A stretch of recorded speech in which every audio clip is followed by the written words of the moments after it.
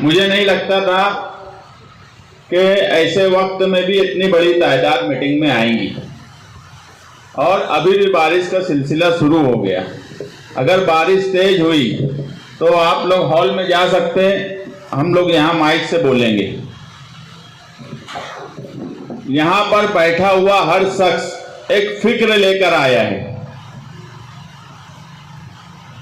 कि कर्नाटक जनता दल ने जो फैसला किया वो फिक्र वर्करों को भी है और शहरियान को भी है। जो पार्टियां महाराष्ट्र में फिरका परस्तों के साथ बैठ गई, जिस रियासत में रहने वाले लोगों के साथ फिरका परस्तों के साथ बैठ गई, उनके मालेगांव के जिम्मेदारान राष्ट्रवादी के अवामी तौर पर एक मीटिंग नहीं लिए, क्योंकि उनको लालच है। वो चाहते हैं कि रुपया पैसा फिरका परस्तों से मिलके कमाया जाए। अभी तक अपना रूल साफ नहीं किए, मगर हम उनमें से नहीं हैं। हम निहाल साहब के वर्कर हैं और हम ये मानते हैं कि पार्टी वर्करों की राय पर चलनी चाहिए, शहरियान की राय पर चलनी चाहिए। पार्टी का हर फैसला शहरियान और वर्करों के बीच में रहकर उनके मशवरे से होना चाहिए। इसीलिए हम आज यहाँ बैठे हैं। फैसला कर्नाटक में हुआ, मगर बैठे हो तुम आज मालेगांव में। मैं अभी बोला कि जो लोग महाराष्ट्र में फैसला करें, जिसका असर तुम्हारे शहर पर हो रहा है फिरका परस्ती का, वो असर के साथ भी यहाँ की आज एक पार्टी अपना रूल साफ नहीं करती। मुझे फिक्र इसलिए भी ज्यादा है कि आज मालेगांव शहर के जो हालात हैं फिरका परस्ती के, वो मुसलसल बढ़ रहे हैं, और इसलिए बढ़ रहे हैं कि सरकार फिरका परस्तों की है। मैं यहाँ देख रहा हूँ कि कैंप से आए हुए नौजवान साथी हमारे रफीक भाई, साजिद भाई, ये भी हैं। ये भी तुमसे उम्मीद रखते हैं कि तुम इनके मुहाफिज हो। यही उम्मीद रखते ना भाई। आज तुम यहाँ हो, मगर तुम कैंप संगमेश्वर में रहने वाले लोगों की भी उम्मीद हो, इसलिए फिक्र ज्यादा है। नहीं तो हमें भी कोई जरूरत नहीं है। अगर बजट, पैसा, यही अगर जरूरत हो तो हमारे लिए भी बड़ा अच्छा ऑप्शन हो गया कि आज जो फैसला हुआ है खामोश रहकर उसका फायदा उठा लिया जाए। मगर हमें फिक्र इस शहर की है, इस शहर में रहने वालों की है, इस शहर में रहने वाली निहाली सोच की है। इसलिए हम आज यहाँ बैठे हैं। हम उस लीडर के वर्कर हैं, जो लीडर जो आज मुल्क में बोलते हैं 56 इंच का सीना। हमने वो दौर मालेगांव में देखा कि नुमाइंदा कैसा होता है। 56 इंच का सीना तो तुम्हारे लीडर का था कि जब गणपति और मुहर्रम आया तो दिन नहीं बदली हुआ, रास्ता भी नहीं बदली हुआ, आज दिन बदली हो जा रहा है। इसमें करने वालों की गलती नहीं है, इसमें जो तंजीमें काम करती है उनकी भी गलती नहीं है। इसमें गलती है नुमाइंदे की, इसमें गलती है लीडरशिप की। तुम्हारी लीडरशिप कमजोर है कि फैसला बदलना पड़ रहा है, दिन बदलना पड़ रहा है। नहीं तो किसी की मां ने नहीं जानी थी उस वक्त की रास्ता तब्दील कर देते। इस तरह से ताजिया लेके गए, ये भी इस शहर ने देखा है, और वही दौर ये शहर वापस चाहता है। फिरका परस्तों का जवाब देना ये कोई हमको ना सिखाए। हमारा माजी ताजिया और गणपति से शुरू होकर अभी 15 अगस्त में शिवाजी मुजस्समे तक भगवा झंडा लाने वालों को मुंह तोड़ जवाब तिरंगे के साथ देने का हमारा माजी रहा है। कोई हमको फिरका परस्ती के नाम पर हमसे ना पूछे कि फिरका परस्तों का क्या जवाब दिया जाए। वो लोग आज जो इस शहर में खुशी बना रहे हैं उनको भी समझ में आएगा। जो लोग फिरका परस्तों के स्टेज पर जाकर बैठते हैं, जो इस शहर में फिरका परस्तों के साथ दोस्ती निभा रहे हैं, जो आज सबसे बड़ा फिरका परस्त इस शहर का दादा भूसे, उसके साथ दोस्ती निभाने की कोशिश कर रहे हैं, वो इस शहर को जवाब दे। हम वर्करों के साथ बातचीत करके 30 तारीख की मीटिंग है, यहाँ साजिदा मैडम भी बैठे हैं, जब से वो फैसला हुआ है मुसलसल उनको टेंशन है, मुसलसल वो महाराष्ट्र के लीडरों के राब्ते में है, कहीं ना कहीं कोशिश कर रहे हैं कि कोई रास्ता निकले, क्योंकि इस शहर को बचाने का सवाल है, इस शहर को जवाब देने का सवाल है। इस शहर में मसला ये हो गया कि मजबूरी की लीडरशिप तुम्हारी नस्लों को बर्बाद कर देंगी। मजबूरी की लीडरशिप खत्म करो इस शहर से। जो काम कर रहा है, जो फिरका परस्तों का जवाब दे रहा है, जो बदनवानी के खिलाफ बोल रहा है, जो इस शहर का मुस्तकबिल, इसकी तरक्की चाहता है, उसके साथ रहो। मगर बड़े अफसोस के साथ मुझे कहना पड़ रहा है कि शहर ने क्या बात है, क्यों कि मजबूरी की लीडरशिप कि बस कुछ नहीं, मजबूरी है, मजबूरी की लीडरशिप तुम्हारी औलादों को भुगतना होगा।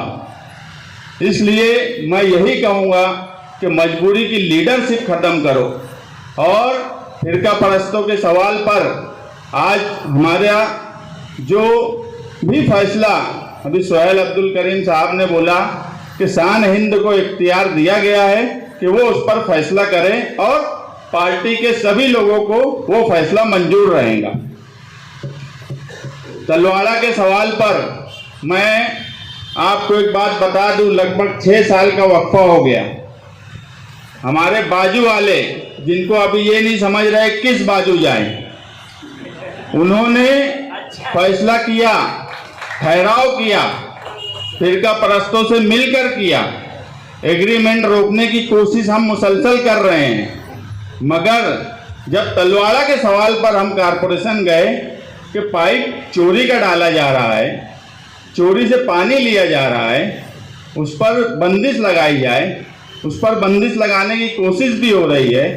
तलवाड़ा का जो पाइपलाइन एटीटी फिल्टर प्लांट तक आने वाला है, उसका टेंडर जल्दी निकाला जाए। इस सवाल पर इस शहर के नुमाइंदे का इतना गैर जिम्मेदाराना बयान कि पानी हमेशा चोरी होता है, ये एक एमएलए का बयान हो सकता है? इतना गैर जिम्मेदाराना बयान कि तुम वो चोरी पर एक लफ्ज नहीं बोल रहे हो और ये बोल रहे हो कि पानी हमेशा चोरी होता है। इससे गैर जिम्मेदाराना बयान मैंने मेरी जिंदगी में नहीं सुना कि कोई इतना भी गैर जिम्मेदार हो सकता है इस शहर का नुमाइंदा।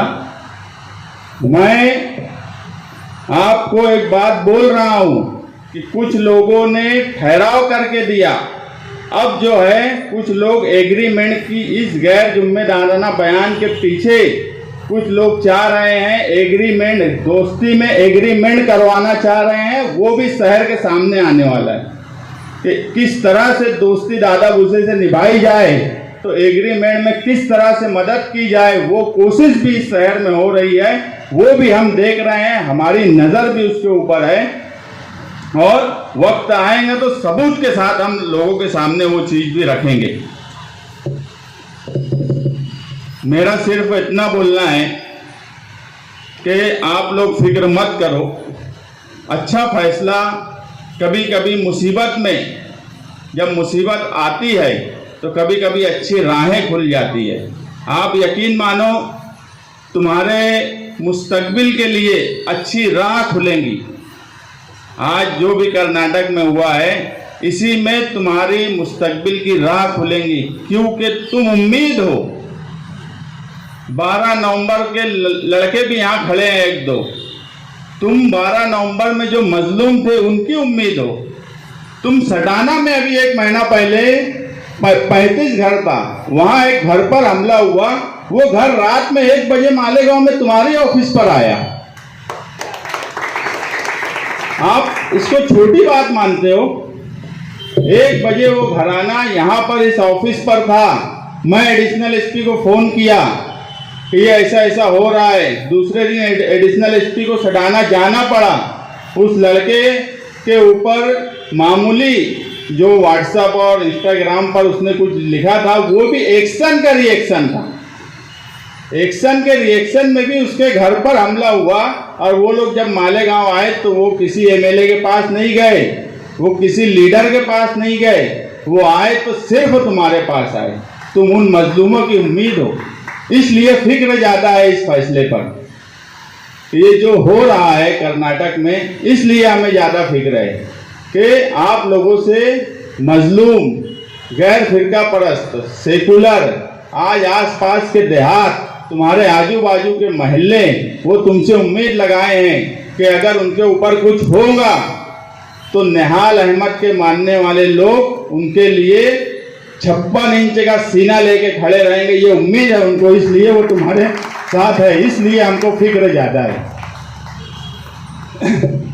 इस शहर में पुलिस का रूल भी अजीब व गरीब हो गया है कि जब दो कम्युनिटी आपस में किसी मामले में आती है तो मैं हमेशा बोलता कि पुलिस जब ये बोलती कि लॉ एंड ऑर्डर संभाला जा रहा है, इंसाफ के साथ पुलिस अगर लॉ एंड ऑर्डर संभालेंगी तो हम उनका इस्तेकबाल करेंगे।